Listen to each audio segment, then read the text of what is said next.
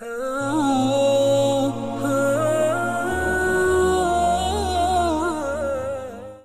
एक नबी करीम सल्लल्लाहु अलैहि वसल्लम जब मक्कतुल मुकर्रमा से मदीना मुनव्वरा तशरीफ लाए तो यहाँ पे उस वक्त यहूद मौजूद थे और फौरी तौर पे नबी करीम सल्लल्लाहु अलैहि वसल्लम ने उन्हें मदीना से नहीं निकाला था। तो आपने यहाँ के यहूद को मुलाहजा फरमाया कि वो 10 मुहर्रमुल हराम का रोज़ा रखते हैं, यौम आशूरा जो होता है उसका रोज़ा रखते थे। तो आपने दरियाफ्त फरमाया कि तुम इतने एहतिमाम के साथ ये रोज़ा क्यों रखते हो? उन्होंने अर्ज की कि ये वो दिन है जिसमें अल्लाह तबारक व तआला ने फिरऔन और उसकी कौम को गर्क किया और मूसा अलैहिस्सलाम और आपकी कौम को उनके शर से नजात अता फरमाई। तो मूसा अलैहिस्सलाम ने इस नजात के शुक्राने के तौर पे रोजा रखा था, तो हम भी उनकी मुआफ़क़त में रोजा रखते चले आ रहे हैं।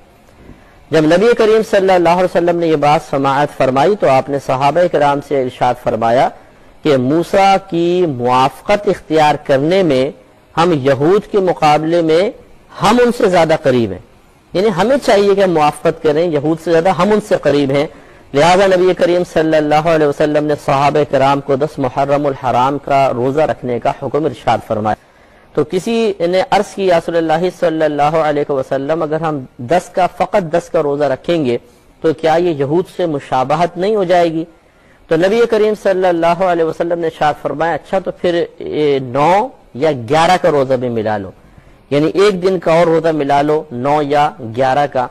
तो इसलिए ये खुद नबी करीम सल्लल्लाहु अलैहि वसल्लम का तरीका यकीनन सी बात है कि आप सहाबा कराम को इरशाद फरमा रहे हैं, तो आपने खुद भी रोजा रखा और सहाबा कराम ने भी रखा। तो 10 मुहर्रमुल हराम का रोजा रखना ये गोया के सुन्नत मूसा अलैहिस्सलाम भी है, हमारे नबी करीम सल्लल्लाहु अलैहि वसल्लम और दीगर सहाबा कराम की सुन्नत भी करार पाई है।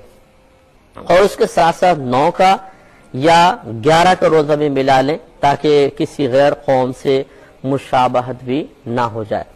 और इस रोजे के बारे में रहमत कौनैन सल्लल्लाहु अलैहि वसल्लम का फरमान मिलता है कि जिसने 10 मुहर्रमुल हराम का रोजा रखा तो ये उसके साबिका 1 साल के गुनाहों का कफ्फारा बन जाएगा।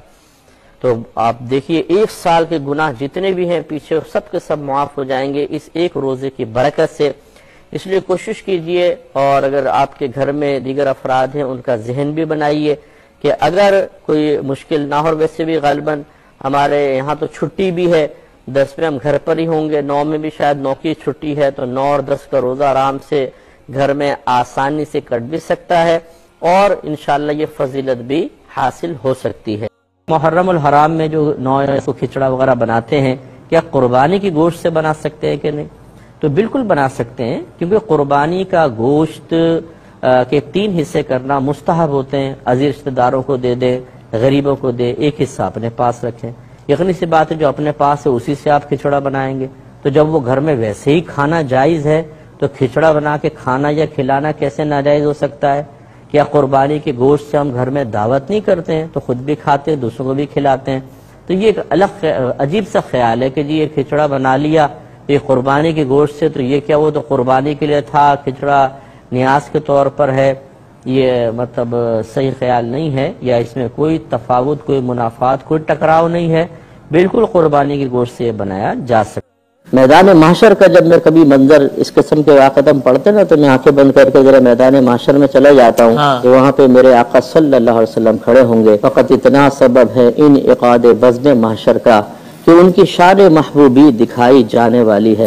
सरकार अलम लेके खड़े होंगे, तमाम अंबिया आपके झंडे तले जमा होंगे। उस वक्त सरकार शफाअत कुबरा का दरवाजा खोलेंगे। अब यजीद भी आएगा, इमाम हुसैन भी आएंगे, यजीदी भी आएंगे, हुसैनी भी आएंगे। मंजर तो वो देखने वाला होगा मेरे आका किसके ऊपर शफकत की निगाह फरमाते हैं और किसकी तरफ कहर भरी निगाह डालते हैं। हुसैन इत्माम हुज्जत फरमा रहे हैं, मुसल्सल खुतबात पढ़कर देख ले आप। ये नहीं है कि उनके जहनों से बातें महव हो गई हैं, मौजूद थी। इसके बावजूद इमाम हुसैन रदी अल्लाह तआला ने खुतबे मुसलसल फरमाए, इन निस्बतों का जिक्र किया है ताकि ये मैदान माशर में जाकर ये ना कह सकें कि हमारे जहन से निकल गया था जी, माहौल ऐसा था। नहीं, इत्माम हुज्जत। अब इनके पास कोई उज़र नहीं होगा मैदान माशर में सिवाय जलील रुसवाओं के जहन्नम में दाखिल होने।